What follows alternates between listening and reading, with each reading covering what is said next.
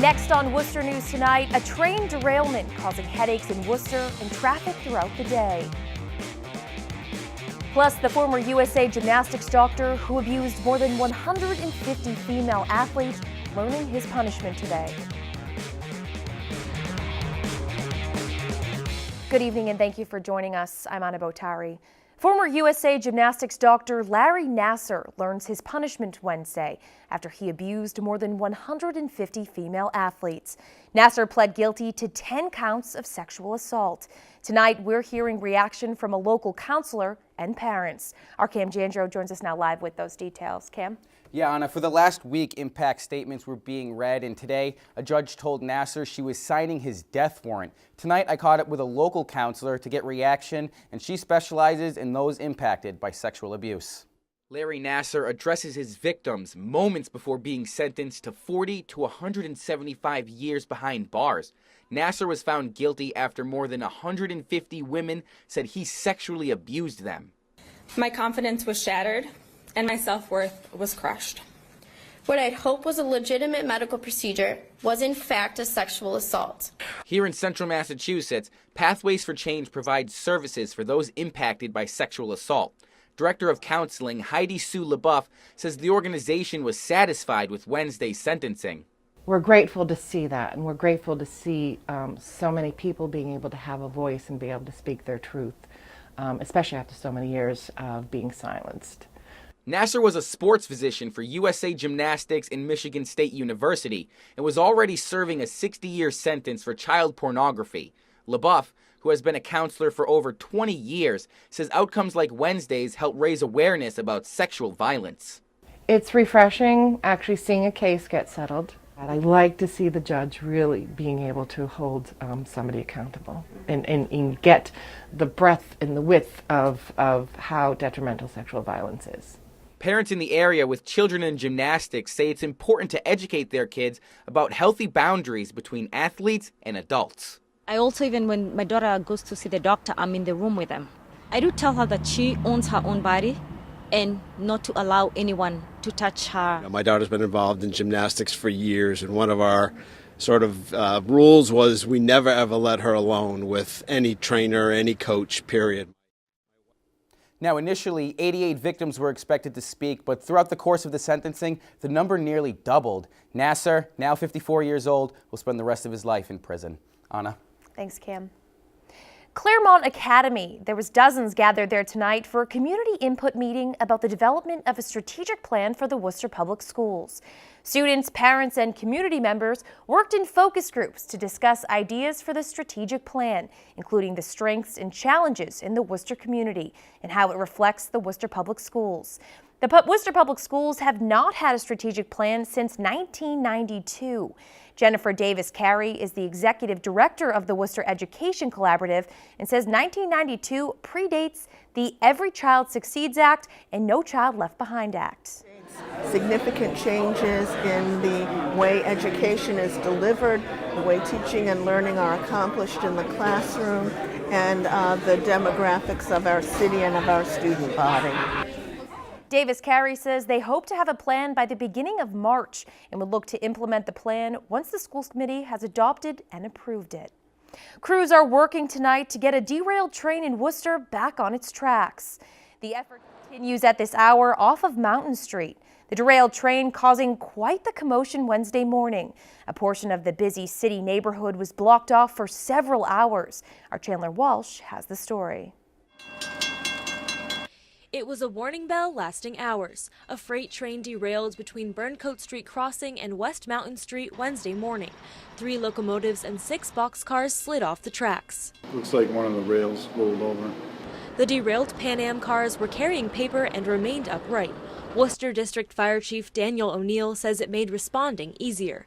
He says the location did pose challenges. That area, it's pretty steep walls along the side, and it goes under some bridge area, a couple of bridges there, so we're going to have a hard time getting the cranes under the bridge to lift up the cars. David Ogerholm works in the building near the tracks. He first heard the stopped cars and says when he looked out his window, he could see the train was listing to the side. I could hear that from my office, and it was rumbling and idling longer than I would expect. It was just passing by. Pan Am crews spent hours on scene. The train blocked Burncoat Street, forcing people to find alternate routes. People need to find another way to get around, and no one really likes doing that, so people are already on edge. Neighbors say they had to cut through a nearby supermarket as a way around. I probably use the grocery store more than I use the street. Without the normal traffic, some say their street was much quieter, aside from the ongoing bell. Inside, and that's all you hear is that going. So it's like, oh no, not again. Chandler Walsh, Worcester News Tonight. It's been an issue for years, and the Worcester Regional Chamber of Commerce is once again asking the city to do something about the Elm Pearl Municipal Garage. In a letter to Mayor Joseph Petty, the Chamber is asking the garage project to be made the first term of business for every meeting of the Council Traffic and Parking Committee and the Off-Street Parking Board until it's complete.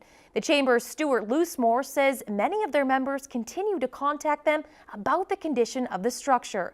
The Chamber sent yet another letter 2 weeks ago to the city asking that saying the garage has reached a, quote, crisis point. Potholes have returned to Worcester, creating challenging conditions for drivers. After several freeze and thaw cycles, roadways are cracking, and if you hit one, it could cost you. Our Rosalind Flaherty has more on what drivers need to know. It's a familiar sight on the road this time of year.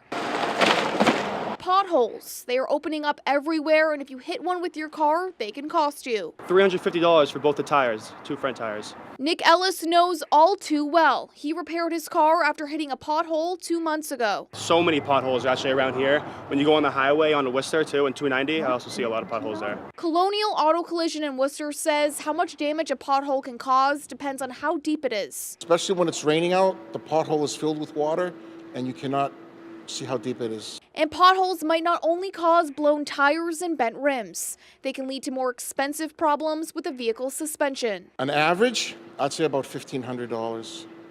In this car here in particular, went to $4,500. The city says you can report potholes on their website and DPW crews will come and fill them. Marcia Migliorelli says she had a flat tire from hitting one and does everything she can to avoid them. Once you've experienced that, then you kind of look for them and you try to avoid them, which is dangerous because then you could swerve into another lane.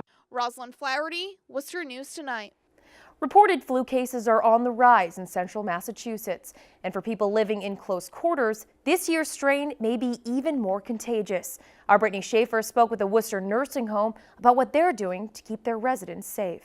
According to UMass Memorial and St. Vincent hospitals, hundreds in Worcester have confirmed cases of the flu. UMass Memorial says the high number of emergency room visits is even causing higher waiting times. The peak of flu season is here, and area hospitals are reporting record numbers of emergency room visits. Well, every day we see a couple dozen of flu cases. It's been a little bit busier than your average season. The flu season has shifted earlier, and classically when the flu season hits earlier, it's a stronger flu season. Holy Trinity Nursing and Rehabilitation Center in Worcester has seen multiple confirmed cases this week.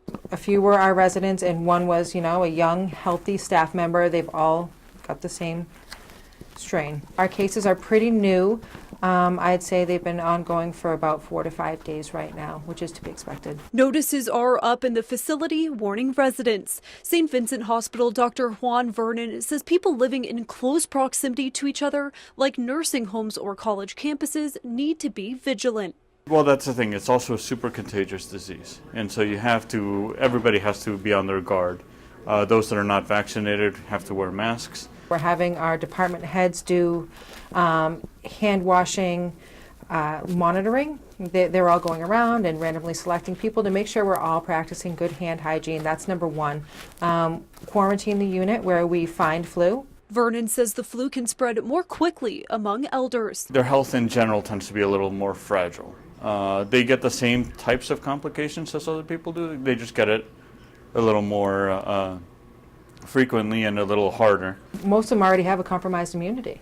I mean, once you get older and you've already got a few medical diagnoses under your belt, your immunity is compromised. Holy Trinity says they are taking their confirmed flu cases seriously. Anybody who needs that flu vaccine, we're offering it, we're giving it, we've got it ready for them. We do treat with Tamiflu here as long as it's medically okay with their doctor, and that usually shortens the duration a little bit.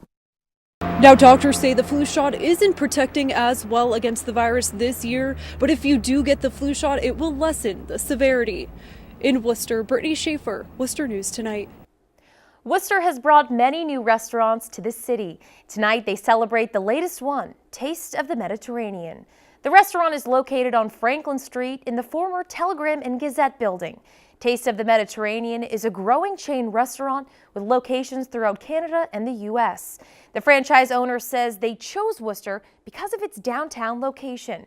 He says they've created menus which characterize the healthy diets of the shores of the Mediterranean Sea. Greek and Middle Eastern food, so we serve gyros, falafel, souvlaki, shawarmas. We have several salads, pita sandwiches, platters, the bowls, different items. Our slogan says it all, healthy food never tasted so good. The restaurant officially opens tomorrow, and for the grand opening, they're offering 50% off. From topics like scams to the opioid crisis, dozens of senior citizens had a chance to ask Worcester County District Attorney Joe Early for advice and answers. The DA spoke as part of the Worcester Senior Center's Distinguished Speakers Series Wednesday. He says many seniors fall victim to telephone scams on a daily basis. His goal is to remind them of the dangers and to call his office if they have any questions. The message can never be repeated too often because this generation is just a caring and trusting generation, and too often they want to help, and we're trying to do everything we can do to make sure they don't get separated from their hard-earned life savings. The DA also discussed the proper disposal of prescription drugs and reminded seniors to store them in a safe place.